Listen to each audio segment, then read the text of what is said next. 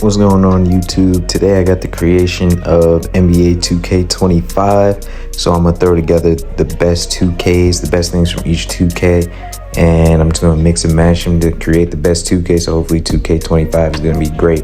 So first thing we got dribbling. So I went with 2K19 for dribbling. I feel like 2K19's dribbling was just really fluid, really smooth.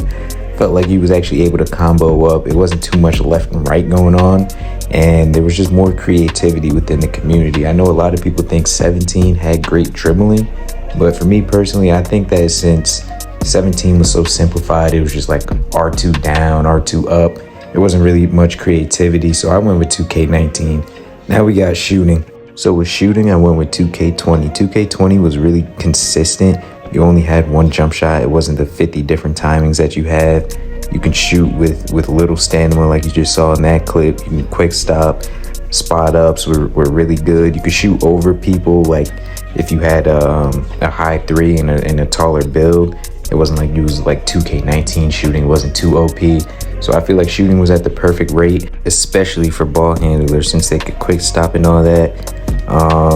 I feel like I've had a two-way slashing playmaker, and he only had like a 70-something three, and I could shoot pretty consistently. So I feel like this one really had skill-based shooting and not just random, and it wasn't too inconsistent like 2K24. So now with dunking, I went with a mix of 23 and 2K16. So I went with 2K23 for the aspect of the contact dunk meter.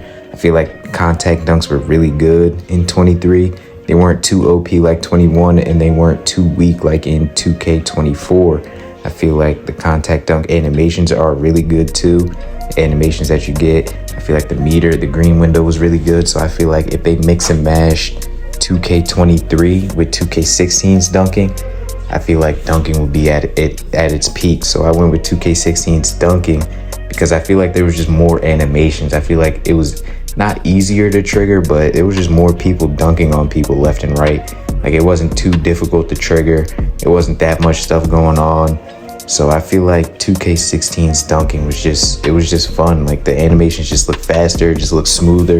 Like 2K16 was really just a vibe in general. Not even gonna lie anymore.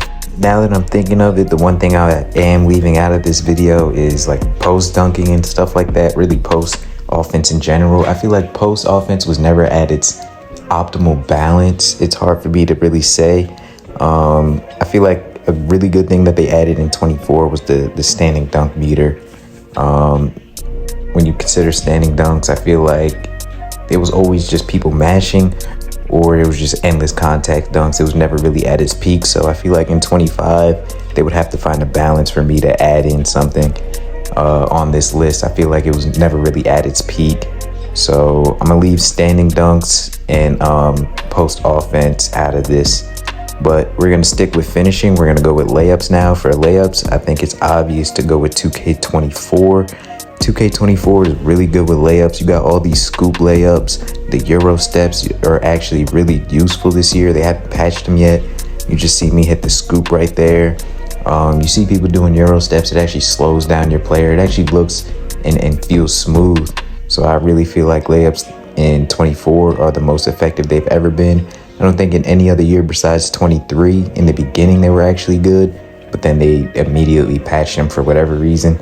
And then I don't think any other year really had good layups. It was always just you're gonna miss your layups. So I would feel like 2K24's layups are the best.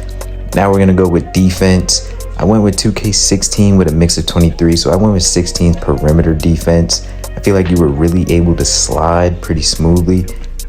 It was actually quick. I feel like you was able to keep up with the ball handler just by holding L2 and sliding with him. It wasn't like you were slower than the ball handler. Like the perimeter sliding was really good. It wasn't too much emphasis on the foot planning. It wasn't too slow. So I went with 16 there. I would have said 24, but steals are just so OP. But other than that, I feel like 24's perimeter defense is good too. And then I said 23 for the blocks. I feel like 23 had really good blocks. I would say that they weren't too OP. They weren't too bad either. The chase downs were really good. I wouldn't say they were too OP. I know a lot of people feel like chase downs were OP, but I feel like you should be able to block shots, especially if you're in the league.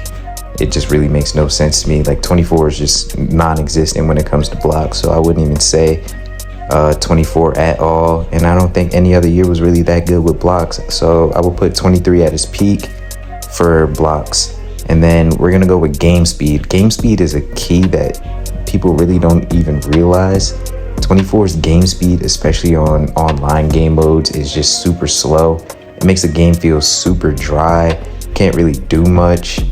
For some reason, the game speed when you play My Career or you're playing on the what's that called, like the street ball courts, whatever those are, like you can actually move and dribble and it actually feels 10 times better. But in 24 on in the park or in the rec, you're just so limited. You can't boost out of moves. You can't even do a crossover and sprint. So I went with 2K17 because I feel like the speed of this, everything was just fluid. It was fast paced and you can actually move. Now we're going with vibe. 2K16's vibe is just unmatched. Obviously, I had to get a clip of Pretty Boy Fredo. You see the crowd on the left. Everything about 2K16 was just a vibe. Like, it may sound like nostalgia, but this like game was just at its peak when 2K was at its peak. I would say 17, 19, and 20 also had really good vibes, but I feel like this is when obviously the community was really growing still, and it was just so much fun. Like, everything about the game was just a vibe. Like, look at this post game. You can even move around post game. Like this clip right here, you see Fredo finish the game off. You can just run up to people. Like, I don't know why they took this stuff out, but it just makes the game just feel super dry now. So I gotta go with 16. For the builder, now this one's gonna be controversial. I went with 2K21. Now, the reason why I went with 2K21 was because I feel like we should be making players who are actually able to do everything on the court. Well, not everything literally, but we should be making superstar players, not role players like 24. You see these builds that are showing up on the screen and they could do everything. Like, we're making 99 overall players. These players are supposed to be superstars, and yet you're lacking in so many things. Like, I understand you're trying to promote team play, but we should be able to do stuff. We should be able to shoot, dribble, dunk, finish, all this stuff, pass the ball. We shouldn't be so limited, because it doesn't really generally show how good you actually are at the game. It just shows the matchup that you have and who has the better build at the end of the day, which build matchup. It becomes too much real basketball in real life simulation instead of stick skills, which is what's more important in my opinion. I feel like how good you actually are at the game determines, or should be determined, rather than, oh, I have this build that is a better matchup, so I should win. It should come more down to stick skills and what you can actually do. And if everybody has builds who can shoot, dunk, dribble, all this stuff at a decent rate, then we can really see who's good and who's bad at the game. But yeah, man, other than that, I don't think I really got anything else to add. I'm trying to think if there's any other aspect of the game. Obviously, if we would go with something like clothing prices and BC prices on stuff like that, I gotta bring that to 2K17. You can get a whole bubble jacket for 5,000 BC.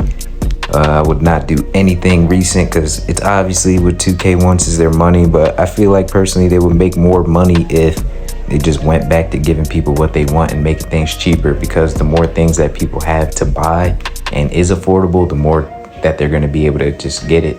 That's just my thought process on it, but what do I know? I'm just some random guy who just got their bachelor's degree in marketing, but it's clear 2K knows what they're doing because they're making millions of dollars each year and getting people to buy the game, which I wholeheartedly respect, because there's not much more that they need to do, really. They're on top of the gaming market right now, especially for sports, and they're the only basketball game out there. No other basketball game can even attempt to compete right now. But yeah, like I said, that's all I really got for you guys. I try to switch up the video style instead of just giving you guys builds and stuff like that. Builds, jump shots, SIGs. But season 3 just came out. I haven't really played too much of the new update yet, so I'm gonna get on that and see what I can get out for you guys. But that's all I got for you guys for now. Like, comment, and subscribe for more videos, and I'll see y'all in the next one.